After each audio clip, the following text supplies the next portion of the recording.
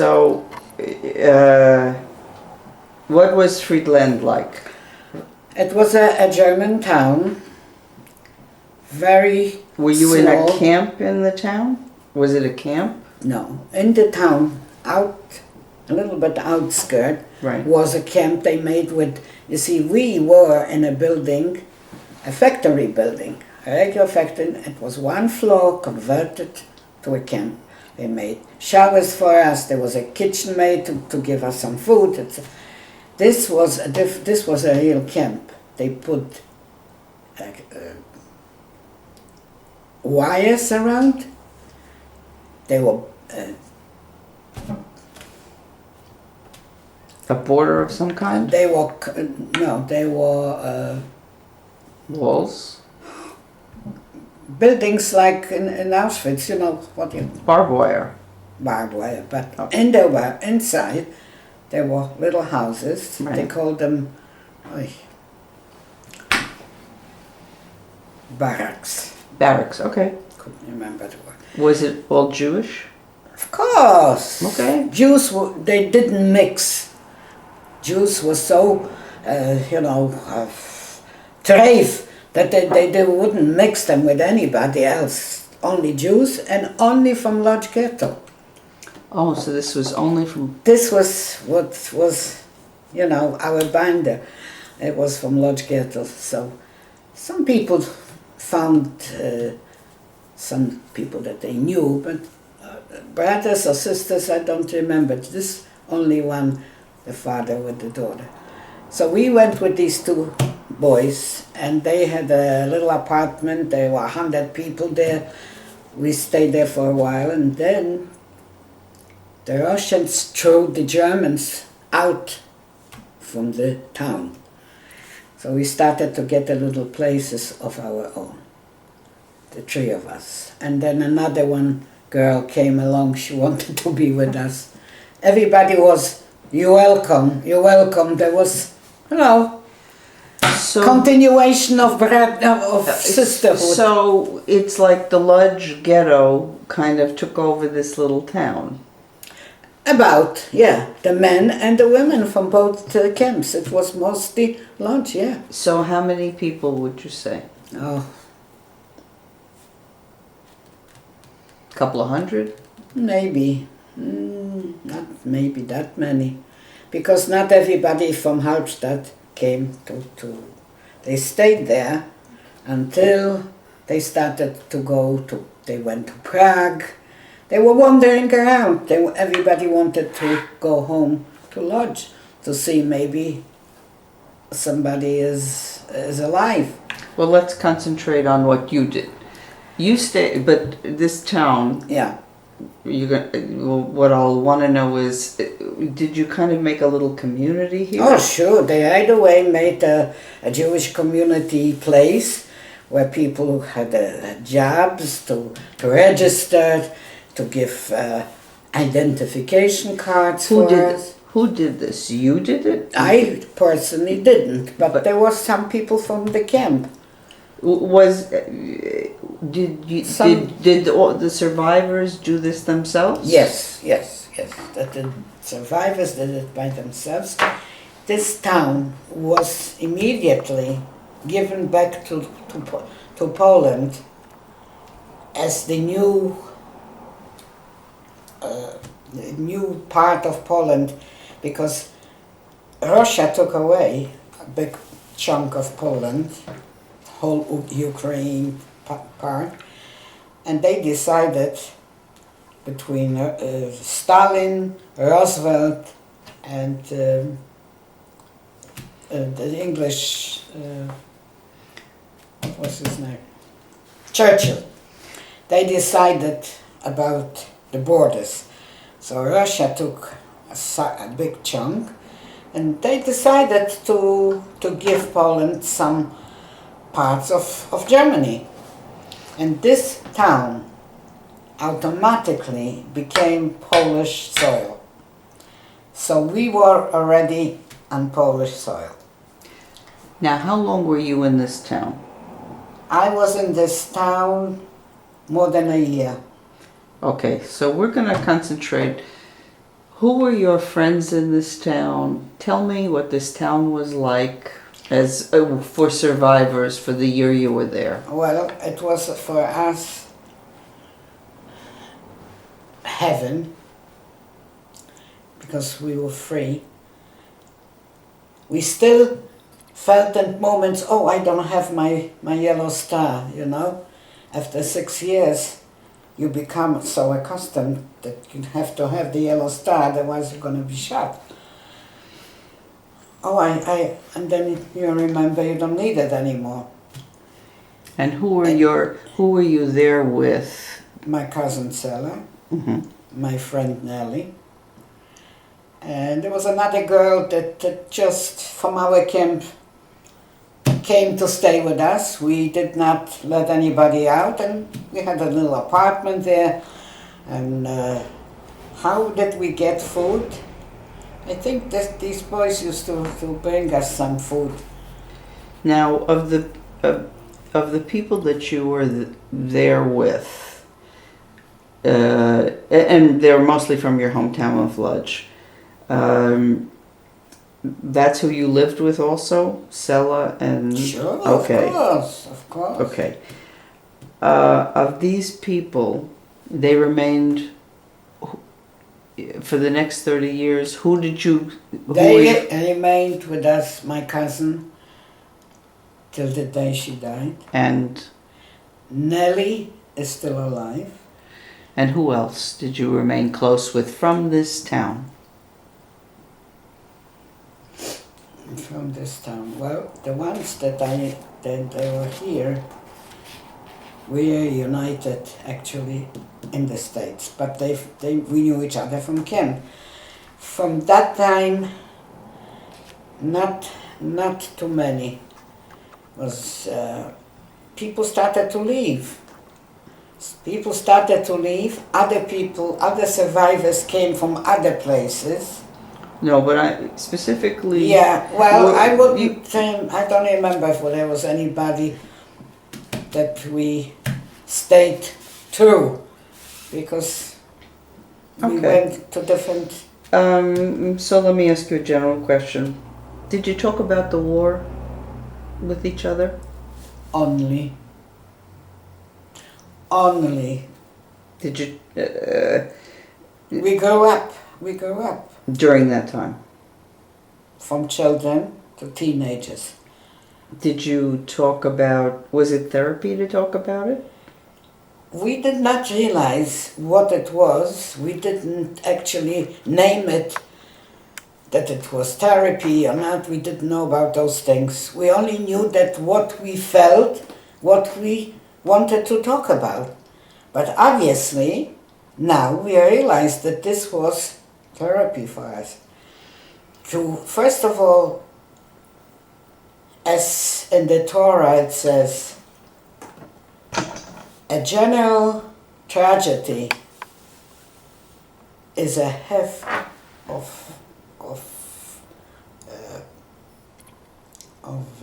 suffering. You suffer less when it's not only your personal, that you have a lot of people that in the same booth. It is much easier. Not that it's easy. No tragedy can be easy if you lose your family. But you have the support of others who are in the same booth. And that must have been true, because it's certain so many thousands of years ago. And that was our healing, that we tried to stay together.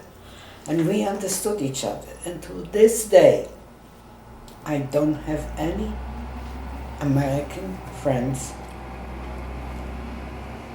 non-Jews, Jews, doesn't matter. I don't feel comfortable to be very good friends. I have neighbors, everything is fine. But to be friends like family, we can only be with survivors.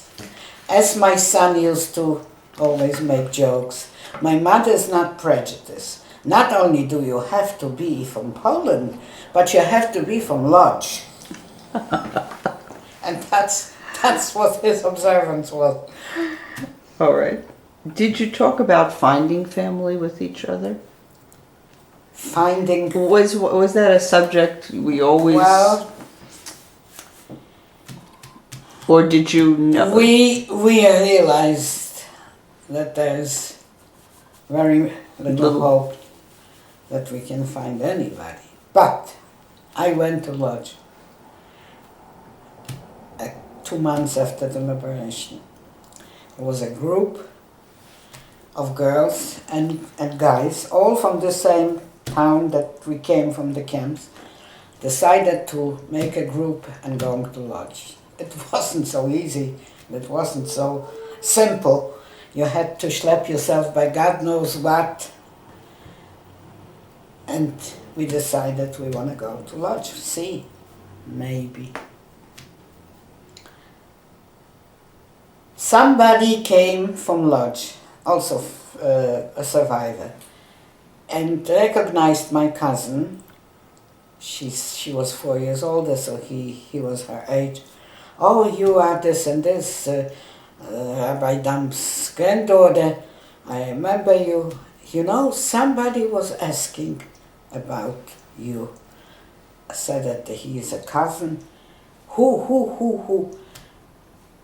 He said his name is Józef Kopalski. We said we didn't have anybody on this name. But he says, oh, well, this was his name during the war. He was pretending to be a non-Jew. You know, he had false papers. And we figured out who could it be. It was a second cousin, but very close, because my grandmother had 2 brothers and a sister. And the building that they lived in belonged to all of them. They got it from their father. My great-grandfather bought it, God knows when, and left them to them. And everybody had an apartment there. And this boy was a grandson of my grandmother's sister. Being that they all lived in the same building, I grew up with them. I was born there too. So we were very close.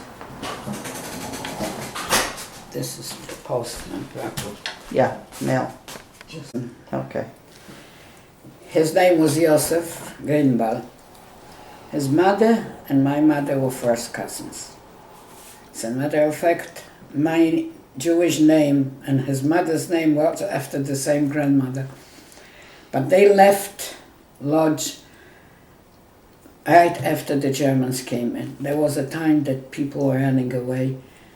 They were afraid because once they came at night, I think it was in November, to a street, a whole street, and they took out the people, whole families, at night and schlepped them someplace. We didn't know where, but then they started, some of them come back. They schlepped them to Krakow, they left them there, just to make a panic, just to make us afraid. So people started to run away. They figured Lodz is a German city. We had a lot of German people living in the city of Lodz. And they right away took over the city as a part of Germany. And they gave it the name Litzmannstadt after some general there. So people were starting, even my grandparents, they sent them to Warsaw, they entered an apartment. Nobody knew what to do, where to go. And he, my cousin, with his family, and my grandmother's sister, his grandmother, they went to a small town that they knew somebody there that worked in their business. And after they closed the ghetto, we didn't have any news about anybody who left. Right. Most of them left for Warsaw, and after the liberation we heard that there's nothing to look for. But we heard about him. I said to my cousin, you know what, I'm going to Lodz. As we were traveling for days and days, a whole group of boys and girls, somebody said, oh,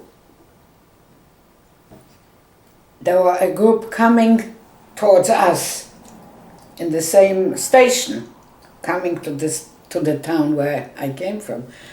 And somebody said, "This is your cousin."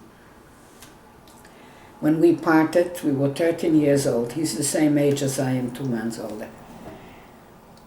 Here is a 6-footer, a gorgeous guy, looks like a guy. I said, "What? This is you?" And he says, "This is you?"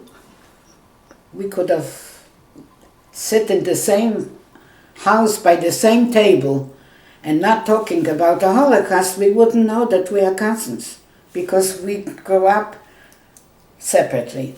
The story was, it's his long story, that he got in as a Gentile, as a Pole, to a working camp. He had false papers, and that was his name. And he was afraid for the longest time, for 2 more years, until an uncle came from Russia, that they stayed in Russia, and schlepped him out of Poland. He was still afraid. He still didn't want to identify his real name, and used to say to me, "They're looking at me." He lived with that. He lived with that fear and didn't want to identify. Did he ever recover from that? Yeah, he did. He did recover because, as I told you, this aunt and uncle from his father's side, they dragged him to Germany, and there he met a girl from Hungary, from Budapest. They went to Israel. He got married, and she's a little bit observant, so he's not traveling at At home, he was going to Cheder. He was, my family was very Orthodox. But then he couldn't even say one Yiddish word. Now, he was repressing this so much. Did he come to the States? Did you know him here? No, he lives in Israel, but he was visiting here, and we visit with them in Israel. We're still in touch. Now, during the war, did you focus primarily on survival? Mentally, was that your focus? This is a focus of any human being. Survival. If you think about it or you don't think about it, a living soul, a living person, even an animal, wants to live. This is in our genes, in our makeup. We don't, we don't think any other way. That's the way it is. Day by day, we want to survive. It wasn't easy. The first month after the war, when we were together there in the town, it was better.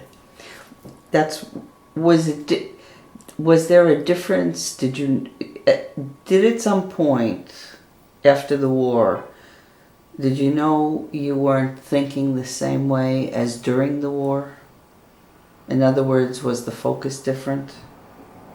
Where you changed from having to worry about the Germans, worrying about dying to... Yes, of course, it's natural that we didn't, after a while it got out of us. Not the fear. I have dreams till this day that I'm running, that they're chasing me. This is a separate thing. But of course, little by little, we got used to the idea that we are free, that we don't have to wear the yellow star, and we don't have to hide, But there was, when you were in Poland, it was also fear, because the Poles, after the liberation, were killing Jews. So there was a fear of this too, and the Jews started to run away. I'm trying to get at a separate question, which is, did there come a point where you felt like you were determined to rebuild your life? Not that you weren't fearful, because both could exist. But did you know in your head at some point, and if so, It was a natural feeling. It was a natural feeling. when did The it girls started right after the liberation to meet guys and get married. Everybody, When did 90, when did that happen? it started out, I would say, with some, right after the liberation. Let's say we were liberated. Some people were liberated even in April, May, in the fall of 45. People started to get married and build. Like Tell me about that. Yeah. In other words, were there discussions about getting married and wanting to rebuild, or did it just happen? It just happened. It just happened. How? It was like an instinct, like a normal way. If you met somebody that you felt, comfortable with, and it's right away. This was the same way with the guys and the girls. Just to have somebody, just to. How important were these in this town in this 1 year? Was there a lot of marriages? In this town, in this year, there weren't any. They were not marriages. They were Living together. living together. Okay. They got married. They got married afterwards. But that's the way it usually started. Because, Okay, then where did you go after this town? yeah, so I was going back and forth to Lodge. I had no place to stay in Lodge. So when I came for a few days, here and there I had a place to sleep over. I couldn't be there. So Zella and Nelly were there, stationed in the town. I came back. Nelly left. She met Richie, which was in the next camp. They left for Germany. They got married later. They had a child. But I was left with my cousin. And then she met her husband through somebody, and he was still in the army. He was in Russia during the war. He was still in the army. Somebody that, I don't know how it came about, she met. We went to Lodge. She got married right then. I stayed with some people that we met in camp, survivors. There were no others, And then the two of us, Zella and I, left for Germany with a group from Briga. These were the people that came from Israel that was smuggling out the Jews from Poland, because officially they didn't let us out. They wanted to kill us, but they didn't let us out alive officially. So they were bribing the guys on the borders, and with groups, they took us out. Her husband stayed for a little while. He had some business there to attend. Like we wanted to regain our real estates, whatever. But then he came to unite us. We stopped in Austria, in Salzburg, where there was a DP camp already. Which one? You went to Bialik. You went to, okay, yeah. Bialik, I think it was the name of it. And we stayed there for months because they closed the border there. Couldn't go to Germany. Now, during your time there, did you make some friends? No, the few months. No, we just made friends casually, but not permanent friends. Then I had a chance to go to Germany. I don't remember exactly how.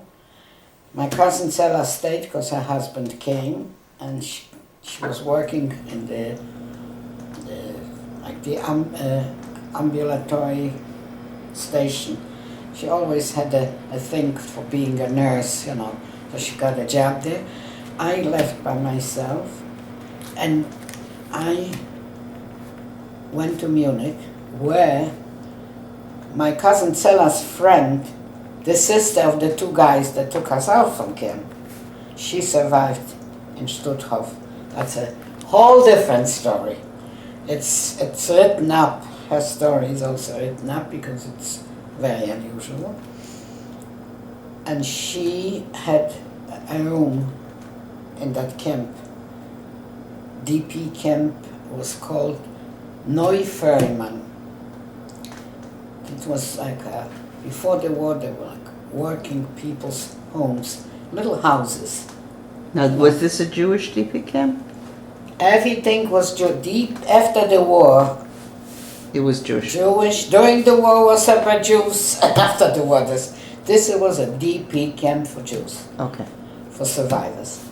So I stayed with her for a while. I didn't know what to do with myself. I tried to learn how to sew on the machine. There was Ort there, two left hands. Then I was trying to learn how to type. I learned a little bit. I just didn't know what to do with myself, to tell you the truth. What I should have done, continue schooling. But I had no backing. I had nobody to rely on. It was just, I didn't know. I was a lost soul. By chance, in Munich, there was a Haskara for Lodge Jews, someplace. And what is a Haskara? Haskara is a memorial, for the fallen people in Lodge Ghetto and after. So people got together. Everybody was looking in everybody's eyes, always searching. And one girl, my age, was that time 20 years old, looks at me, she says, I know you, this is the way it used to. And I said, yeah, you look very familiar, I know you too. We started to compare. I met her once in Ghetto. She was my girlfriend, my school friend, moved to the Ghetto. She lived in her, next door to her. And once visiting, I met her. She was a very pretty girl, so I remembered her, beautiful black hair, and that was her. She lived she had 3 brothers, of the 4 brothers survived, and she was with them in a small town near Landsberg. And that was all hello, because I was never friends with her. But one of my camp friends that survived with me together went to lodge in the same group. As a matter of fact, she met a cousin in lodge and she got a few zlotys. And as we were traveling, I used to tell her, I crave sour cream. Sometimes you have such a... So when she got a few zlotys from her cousin that she met, who, by the way, was hiding and did not go to camp, survived in lodge. She went with me on the market, and she bought sour cream. I'll never forget that.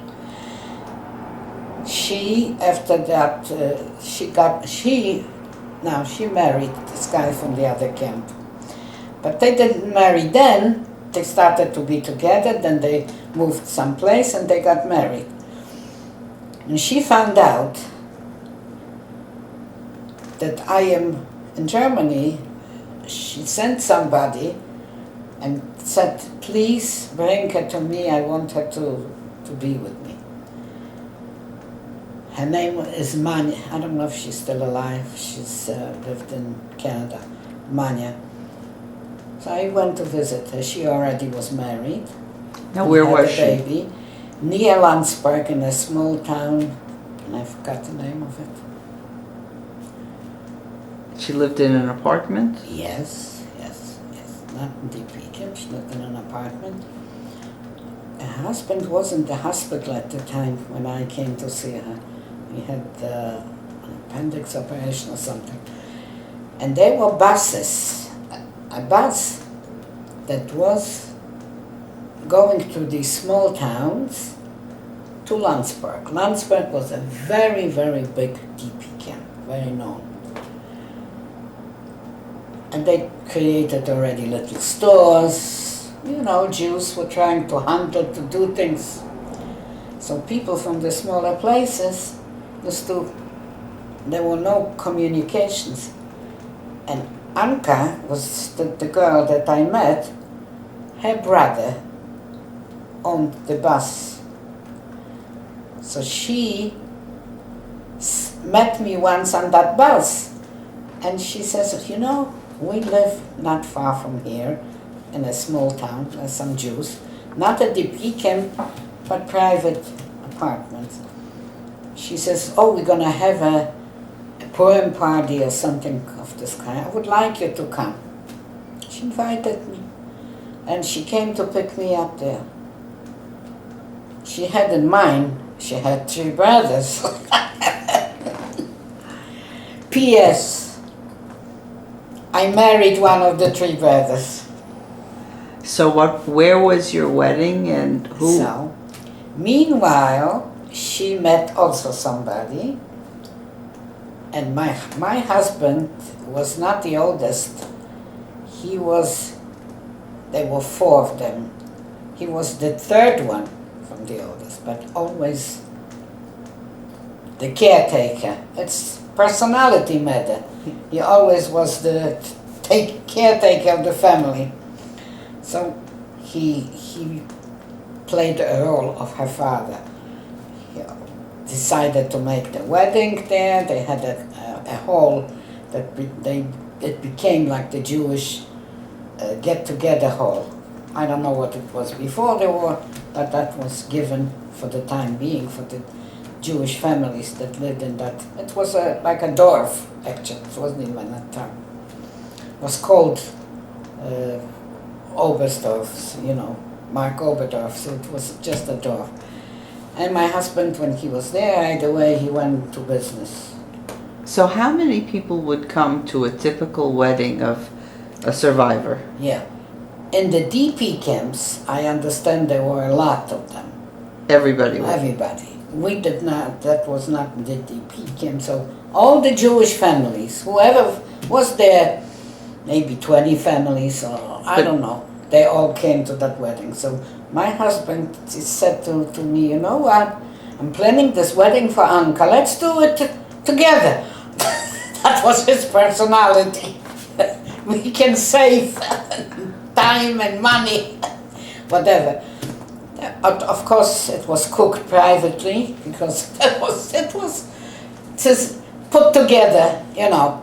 But it was a double wedding. So and she moved out right away to the place where her husband was. Another small town where also Jews were spread all over, and mostly DP camps, but some stayed in private apartments if they could, if they had a chance.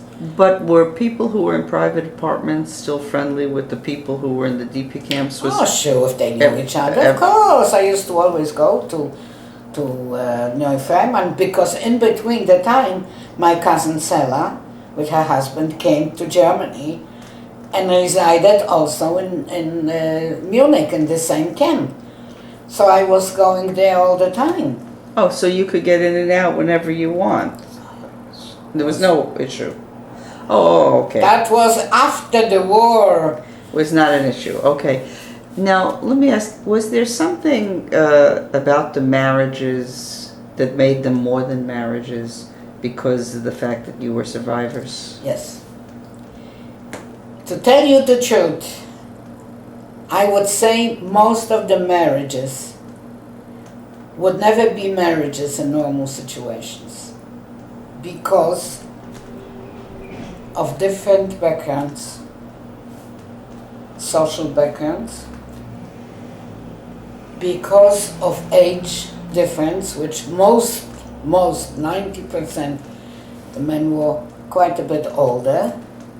The girls probably looked for a father image.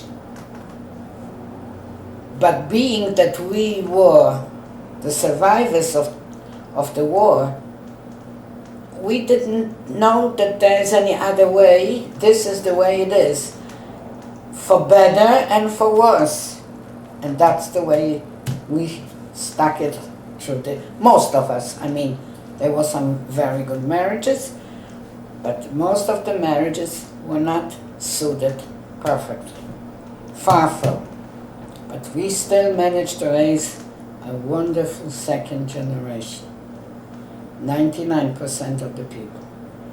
Educated people, wonderful, decent human beings.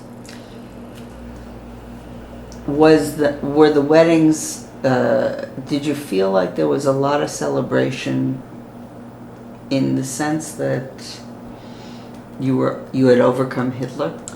Yes, but there were two sides. One was the celebration of survival, overcome, see Hitler going down the drain. But on this part, the pain of having not your parents and not your family present. This pain